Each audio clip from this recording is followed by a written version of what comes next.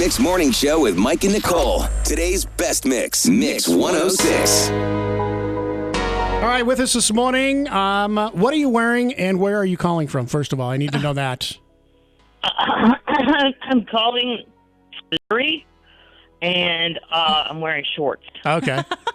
Kathleen Madigan is with us this morning. She's going to be in town, the Egyptian Theater, coming up here on the 23rd. I want you to take a listen to this. Kathleen Madigan, one of the top 3 finalists, season 2 of Last Comic Standing. You might remember that. Also returned for season 5 as a judge. She's won the American Comedy Award, Phyllis Diller Award for Best Female Comedian.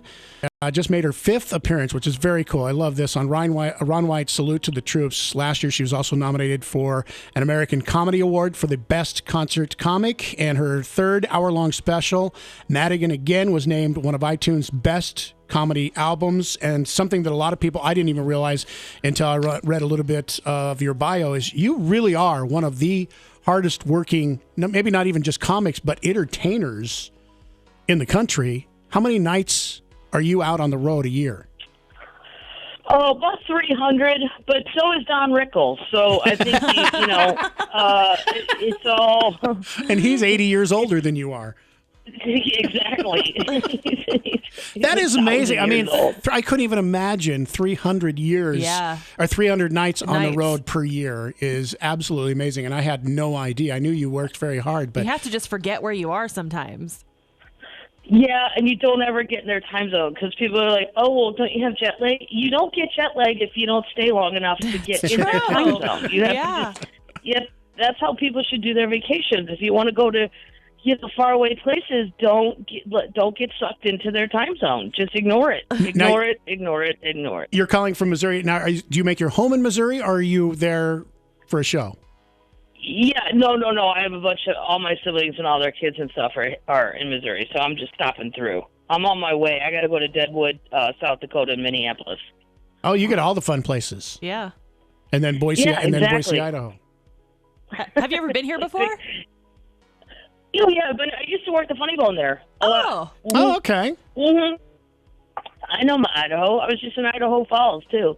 And then I was in that weird casino right across, I'm not going to be able to, it's in Nevada. Jackpot. Yeah. In Jackpot. And it's the one that they feature, I think in Big Love, that's the one that's what they were showing, where the Mormon guy wanted to invest in a casino, and it's right across the thing. They had billboards on the highway, your secret is safe with us. I'm like, like, did I play Wheel of Fortune? Yeah, I do. I'm proud of that. That's no secret. I'm proud of how much money I've dumped into a Wheel of Fortune machine to see things come up.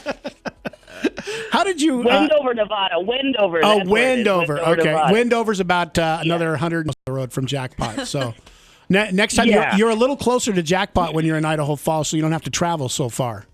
Just keep. Maybe it won't have to be a secret. Yeah, there you go. That is funny. How did you get into comedy? I just started at an open mic night just for fun with some other. I was bartending and working in a restaurant. We were just kind of goofing off. It wasn't like for real.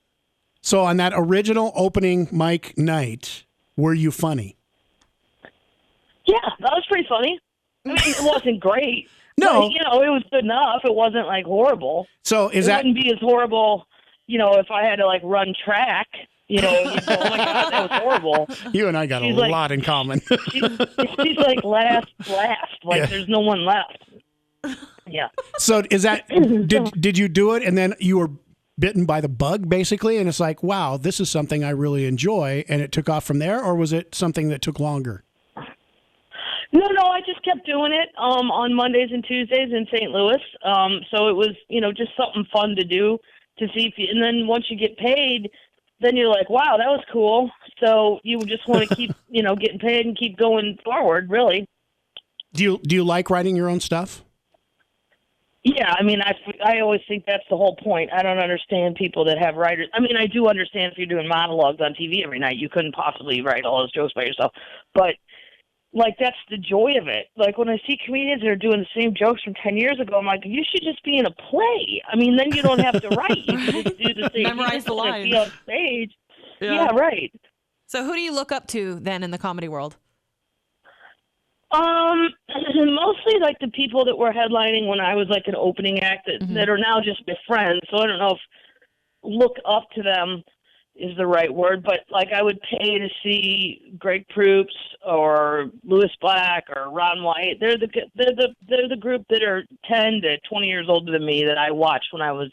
Yeah. So, and some of them became famous and some of them didn't, but you know, it's just random, but just a lot of if you went on Jim Gaffigan, like he's sort of my age-ish. Oh, I like him. So we kind of we're like the same group. Me, him, and Panette.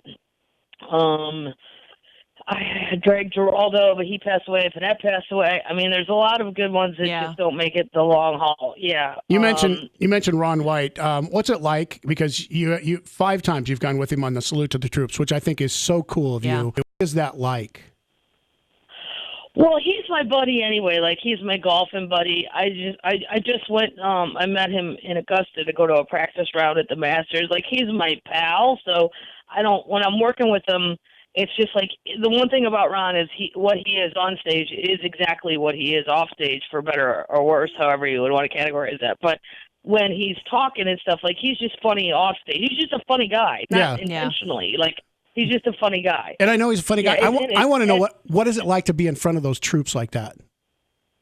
Well, those shows are awesome, and you feel, especially the ones like I've been to Iraq and Afghanistan, and like the one we do with Ron, we do at home here and then just hand over all the money. But the ones where you're out in forward operating bases and stuff like that, it's just unbelievable. Afghanistan and Iraq, I would say, are the most memorable things I've ever done in 25 years of my career. And I don't mean that to be like a hack patriot. No, I think that is so cool. I get it. And it's really, there's no other way you'll ever experience something like that. I mean, I could go do Letterman 100 times and go do Fallon, and it's fine. It's fun. It's good for my job. But it doesn't really...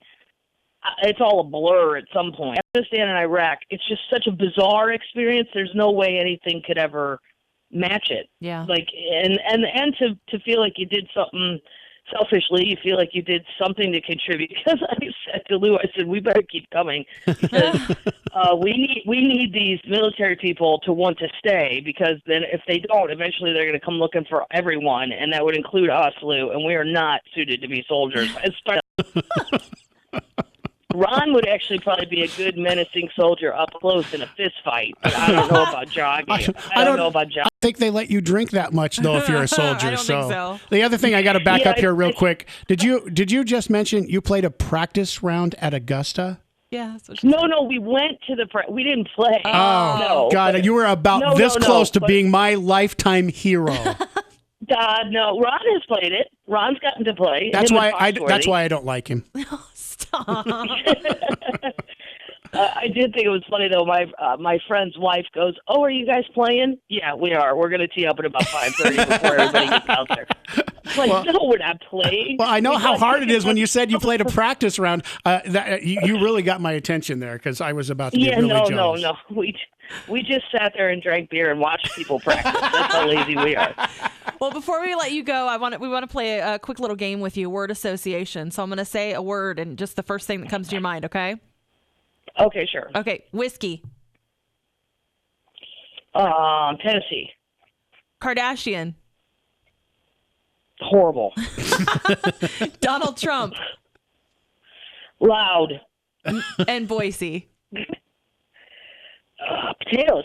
Potatoes. There we go. Awesome. Thank you. Kathleen Madigan, thanks for taking time with us this morning. We appreciate it very much. Looking forward to your appearance here Saturday, the 23rd at the Egyptian Theater. You're gonna love this theater. I don't know if you've been there, if you've done a show there before.